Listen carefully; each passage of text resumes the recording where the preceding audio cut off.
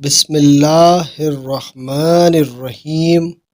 السلام علیکم ورحمۃ اللہ وبرکاتہ۔ جھوٹے خواب بیان کرنے کی سزا۔ سیدنا ابن عباس رضی اللہ عنہ کہتے ہیں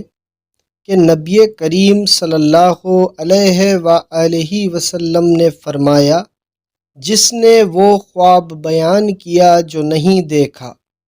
یعنی جھوٹا، تو اس کو قیامت کے دن 2 جو کے دانوں میں گرہ لگانے کی تکلیف دی جائے گی، لیکن وہ شخص اس کو نہ لگا سکے گا، اور جس نے ان لوگوں کی بات سنی جو اس کے بات سننے کو اچھا سمجھتے تھے اور اس سے بچتے تھے، تو اس کے کانوں میں قیامت کے دن سیسا پگھلا کر ڈالا جائے گا، اور جس نے تصویر بنائی اس کو عذاب دیا جائے گا، اور تکلیف اس بات کی دی جائے گی کہ اس تصویر میں روح پھونکے،